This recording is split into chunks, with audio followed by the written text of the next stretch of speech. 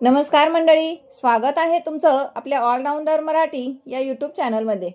मंडळी, नवरात्रीत घटस्थापना, सप्तशती पाठ, अखंड दीप प्रज्वलन किंवा देवीची ओटी भरणे या गोष्टींना जेवढे महत्त्व आहे तेवढेच महत्त्व कन्यापूजनाला देखील आहे। या व्हिडिओमध्ये आपण कन्यापूजनाबद्दल सर्व माहिती जाणून घेणार आहोत। जसे की कन्यापूजन करताना आपल्या घरात घट बसलेले हवेत का? आपण 9 दिवसांचा उपवास केला असावा का? कन्यापूजन नेमके कधी करावे? किती मुलींना बोलवावे? कोणते पदार्थ बनवावेत? या सर्व प्रश्नांची उत्तरे मी या व्हिडिओच्या माध्यमातून तुम्हाला देणार आहे। त्यामुळे व्हिडिओ शेवटपर्यंत नक्की पहा।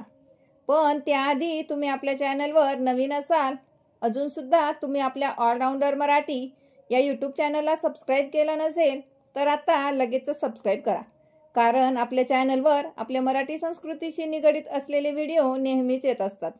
अशा पद्धतीचे व्हिडिओ तुम्हाला बघायला आवडत असतील तर आत्ताच आपल्या चॅनलला सबस्क्राईब करा आणि हा व्हिडिओ जास्तीत जास्त लोकांपर्यंत शेअर करा आणि व्हिडिओ आवडल्यास लाईक सुद्धा करा, कारण त्यामुळे आम्हाला अजून छान नवनवीन माहिती तुमच्यापर्यंत पोहोचवण्याची प्रेरणा मिळते। चला तर मग व्हिडिओला सुरुवात करूया। कन्यापूजनाबाबत सर्वात प्रथम येणारा प्रश्न म्हणजे नवरात्रीत कन्यापूजन नेमकं कधी करावं? बघा मंडळी, कन्यापूजन हा नवरात्रीतील खूप पवित्र विधी मानला जातो। कन्यापूजन आपण नवरात्रीचे 9 दिवस केलं तरीही चालतं। तुमच्या घरात तुमची 10 वर्षांच्या खालील मुलगी असेल तर तिला आपण दररोज कन्यापूजन करू शकतो। पण जे मुख्य कन्यापूजन असतं ते आपण अष्टमीला करत असतो। अष्टमीच्या दिवशी तुम्ही स्वतःच्या मुलीसोबत अजून दुसऱ्या मुलींचेही कन्यापूजन करू शकता। पुढे आपण बघूया कन्यापूजनासाठी नेमकं किती मुलींना बोलवावं। तर असं काही नाही मंडळी, तुम्हाला जेवढ्या मुली बोलवता येतील तेवढ्या बोलवा। 1 असली 2 असल्या तरीही चालतील। अगदी मुली नाहीच मिळाल्या तरी तुमची घरची मुलगी आहे तिचाच तुम्ही या दिवशी कन्यापूजन करू शकता। तर मंडळी, आता तुम्हाला प्रश्न पडेल की कन्यापूजन करण्यासाठी आपल्या घरात घट बसलेले असावेत का? तसं काही नाही। तुमच्या घरात घट बसलेले असो किंवा नसो, तुम्ही कन्यापूजन नक्कीच करू शकता। बऱ्याच जणांचं काय होतं ना की नोकरीनिमित्ताने ते बाहेर राहतात आणि त्यांच्या गावी घट बसलेले असतात, तर अशा परिस्थितीतही तुम्ही कन्यापूजन नक्कीच करू शकता। पुढे आपण बघूया कन्यापूजनासाठी नेमकं कोणत्या वयोगटातील मुलींना बोलवावं। तर बघा मंडळी, आपण ज्या मुली बोलवणार आहोत त्या खूप मोठ्या नसाव्यात, म्हणजे ज्यांना पिरियड्स आलेले नसतात अशा कुमारिका आपल्याला बोलवायच्या आहेत। शक्यतो 10 वर्षांच्या खालील कन्या आपल्याला बोलवायच्या आहेत। प्रत्येक वयाच्या कन्येचे सुद्धा विशेष महत्त्व आहे। म्हणजे बघा, 2 वर्षांची कन्या जर आपण आपल्या घरी कन्यापूजनासाठी बोलवली तर माता लक्ष्मीची आपल्यावर कृपा होते, आपलं दारिद्र्य दूर होतं, आपल्या नोकरीत किंवा उद्योगधंद्यात चांगली भरभराट होते। त्याचप्रमाणे 3 वर्षांची कन्या आपण कन्यापूजनासाठी बोलवली तर ती त्रिमूर्ती स्वरूप मानली जाते आणि तिच्या पूजनाने घरात सुख समृद्धी नांदते। 4 वर्षांची कन्या जर आपण कन्यापूजनासाठी बोलवली तर ती कल्याणीचं रूप मानली जाते, त्यामुळे आपल्या घराचं कल्याण होतं, म्हणजेच केलेल्या कष्टाचं फळ आपल्याला मिळतं। तसेच 5 वर्षांच्या कन्येचं जर तुम्ही कन्यापूजन केलं तर ती रोहिणी स्वरूपात आपल्या घरात आलेली असते, त्यामुळे आपल्याला सर्व आजारांपासून मुक्तता मिळते। त्यानंतर 6 वर्षांची कन्या जर आपण कन्यापूजनाला बोलावली तर ती कालिकेच्या रूपात आपल्या घरात आलेली असते, त्यामुळे आपल्याला राजयोगाची प्राप्ती होते। 7 वर्षांची कन्या जर आपण कन्यापूजनासाठी बोलवली तर तिला चंडिकेचं रूप मानून आपण तिची पूजा करत असतो आणि तिच्या पूजनाने ती आपल्याला ऐश्वर्य प्रदान करते। 8 वर्षांची जी कुमारिका असेल ती आपल्या घरात शांभवी रूपामध्ये आलेली असते आणि तिच्या पूजनाने आपल्याला विजयाची प्राप्ती होते।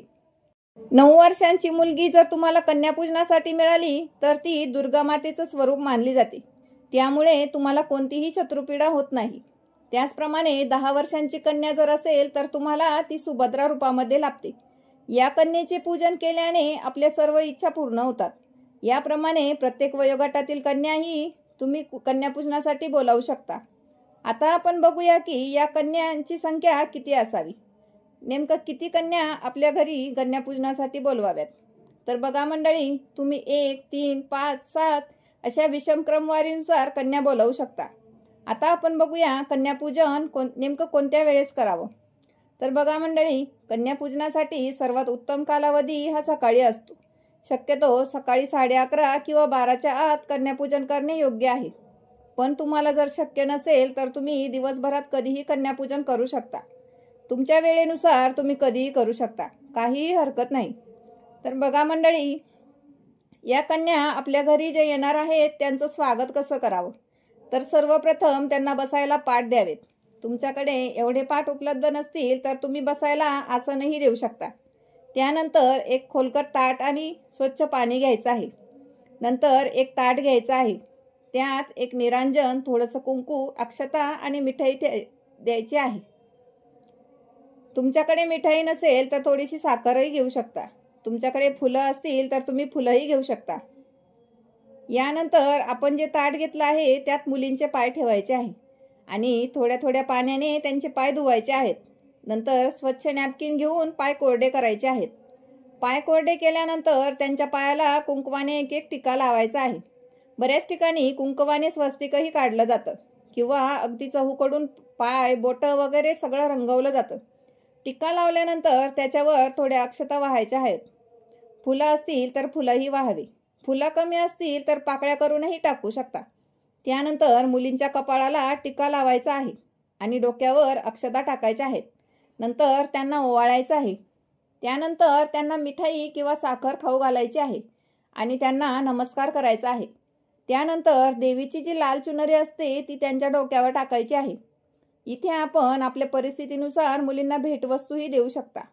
भेटवस्तूंमध्ये तुम्ही देवीचे 16 शृंगार असतात ते देऊ शकता.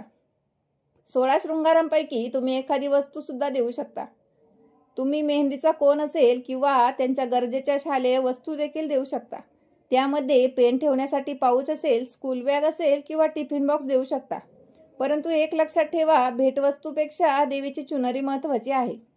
यानंतर आपण बघूया आपण जेवणामध्ये कोणते पदार्थ बनवू शकतो. जेवणामध्ये आपण वरण भात, भाजी पोळी, त्यासोबत खीर बनवू शकता. लक्षात ठेवा, आपल्या घरी लहान मुली जेवायला येणार आहेत, त्यामुळे मुलींना जे आवडतं तेच आपण बनवलं पाहिजे. जेवण जास्त तिखट किंवा तेलकट बनवू नये. शेवटी काय तर मुलींनी ते पोटभर खाल्लं पाहिजे. तर मंडळी, ही होती कन्यापूजनाची सर्व माहिती. ही माहिती तुम्हाला कशी वाटली ते मला कमेंट करून नक्की सांगा आणि याबद्दल तुम्हाला अजून काही प्रश्न असतील तर कमेंटमध्ये नक्की विचारा. आणि अशाच नवनवीन माहितीसाठी आपल्या ऑलराऊंडर मराठी या चॅनलला सबस्क्राईब करायला अजिबात विसरू नका. चला तर मग, तुम्ही हा व्हिडिओ शेवटपर्यंत बघितलात त्याबद्दल तुमचे खूप खूप धन्यवाद.